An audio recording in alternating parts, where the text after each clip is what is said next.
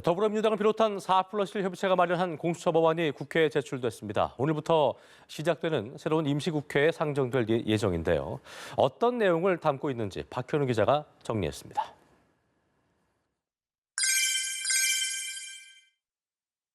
(4+1) 협의체가 공개한 공수처법 최종안을 보면 공수처의 수사 대상에는 대한민국 고위공직자가 총망라됐습니다. 대통령과 국회의장, 대법원장 등 산부 요인과 국회의원, 광역단체장, 판검사, 경무관 이상 경찰관, 장성급 장교 등이 포함돼 있습니다. 현직뿐만 아니라 퇴직자도 수사 대상입니다. 해당 공직자의 직무와 관련한 범죄일 때는 가족도 수사 대상이 되는데 대통령의 경우에는 사촌인의 친족도 포함됩니다. 하지만 공수처의 기소 대상은 판검사와 고위경찰로 제한했습니다. 공수처법 대표 발의자인 정의당 윤소아 원내대표는 공수처의 권한 제한, 수사 기소권 분리 원칙에 따라 수사와 기소, 재판의 주체로만 기소 대상을 한정한 것이라고 설명했습니다.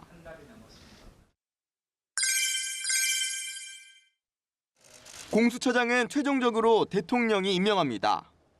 대통령의 선택을 받게 될 최종 후보자는 후보 추천위를 거쳐 선별됩니다. 총 7명으로 꾸려지는 추천위가 협의를 거쳐 처장 후보자 2명을 대통령에게 추천하고 대통령이 이 중 1명을 임명하는 구조입니다. 추천위는 법무부 장관, 법원 행정처장, 대한변협회장, 여당 측 추천 인사 2명, 야당 측 추천 인사 2명 등 총 7명으로 구성되는데 추천자 의결을 위해서는 추천위 7명 중 6명의 찬성이 필요합니다. 때문에 야당 측 인사 2명 중 적어도 1명으로부터 찬성표를 얻어야 후보자가 될 수 있습니다.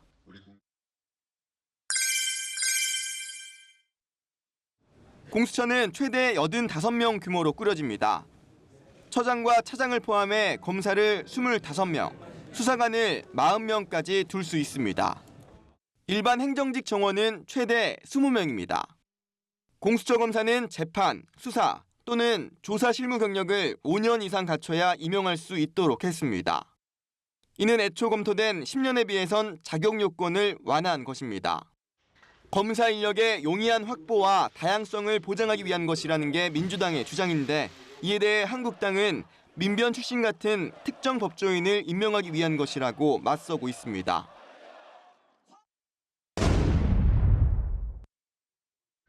법안은 대통령과 대통령 비서실의 공무원이 수사처의 사무에 대한 업무 보고를 받는 행위나 자료 제출 요구, 지시, 의견 제시, 협의는 물론 직무 수행에 관여하는 일체 행위를 해선 안 된다고 규정했습니다. 이는 이번에 새롭게 추가된 건데 법안에는 공수처의 독립성을 보장하기 위한 차원이라고 적시돼 있습니다. 법안은 또 검찰과 경찰이 범죄를 수사하는 과정에서 고위공직자 범죄를 인지한 경우 그 사실을 즉시 수사처에 통보하도록 했습니다. 이 경우 공수처장은 추후 수사 개시 여부를 해당 기관에 회신하도록 했습니다.